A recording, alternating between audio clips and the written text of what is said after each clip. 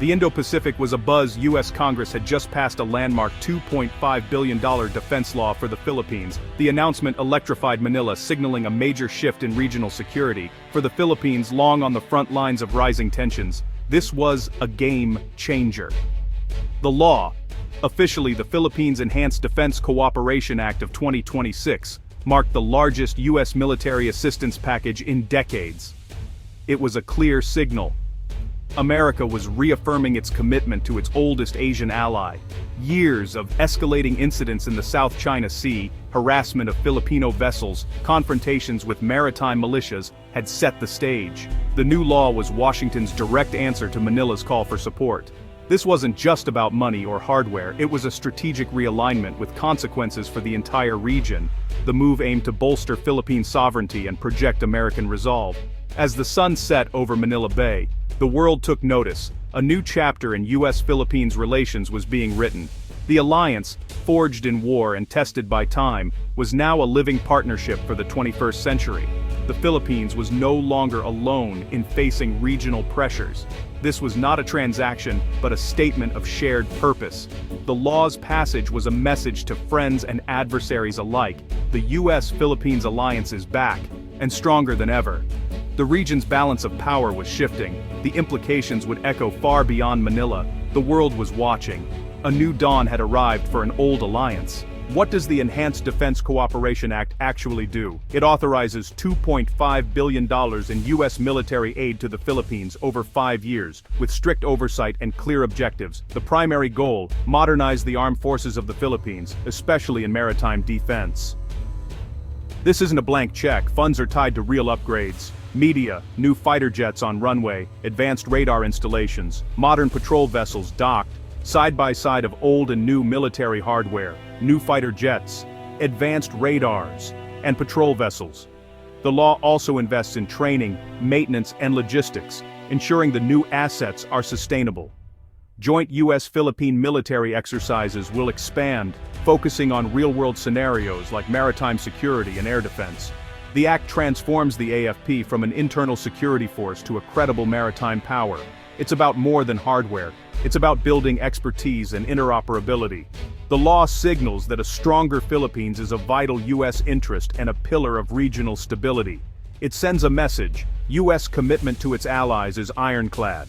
The act is designed to deter conflict by strengthening a key partner in a contested region. It's a strategic investment in peace and security.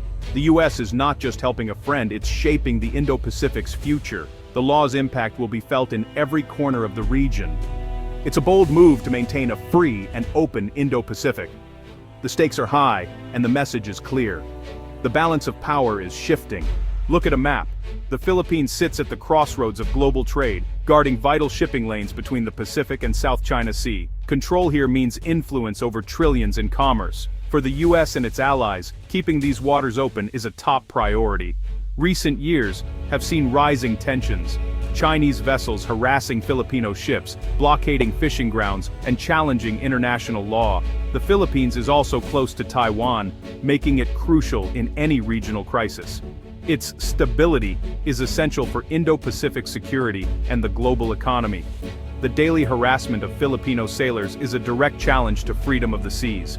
By investing in Philippine defense, the U.S. is defending international law and regional order.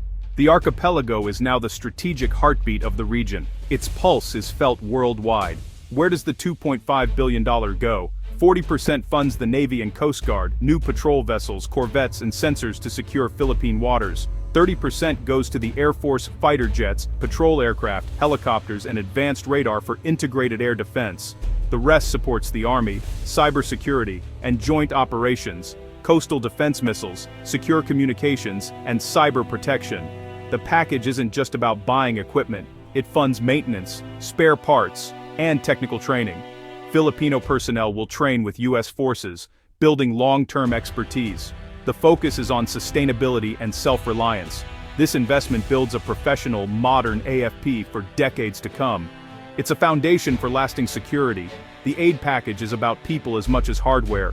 It's a blueprint for a credible, self-sustaining defense. The heart of the new law is transforming the Philippines' maritime power. For years, the Navy and Coast Guard were limited to coastal patrols, lacking reach and endurance. The aid package changes that. New ships, radars, and surveillance systems extend their presence deep into the West Philippine Sea.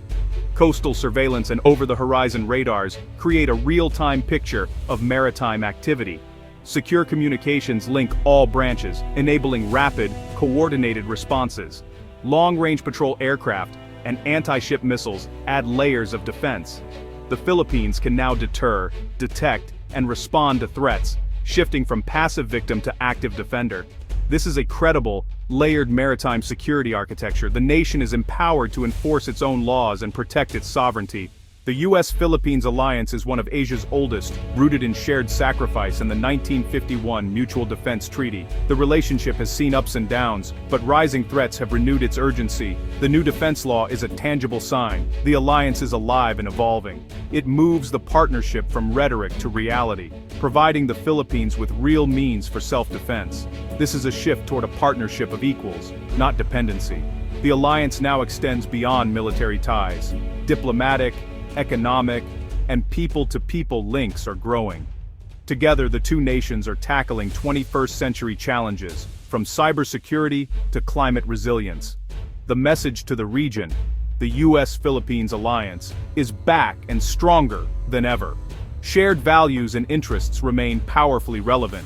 The alliance is an anchor of Indo-Pacific stability.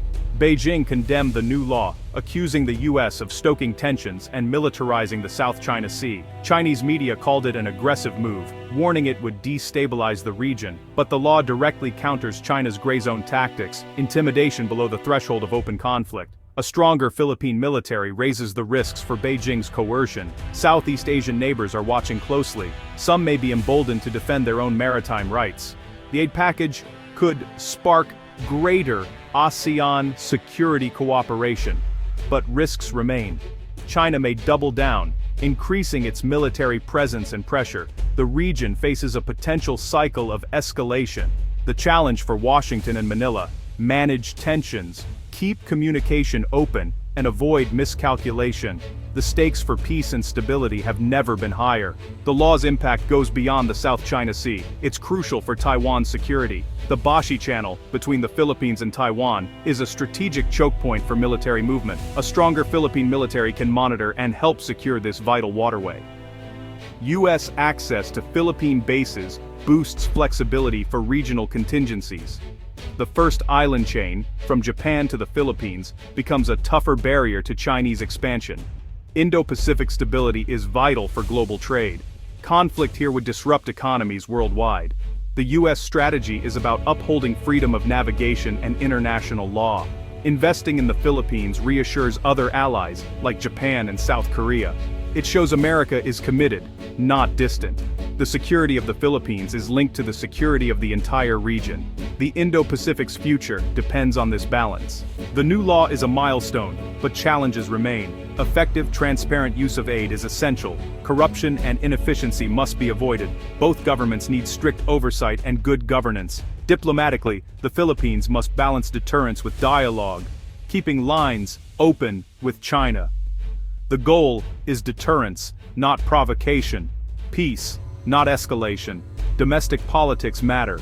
Public support for the alliance must be built and maintained. The partnership must be seen as defending, not surrendering, Philippine sovereignty. Ultimately, the aim is to prevent conflict by making its cost too high.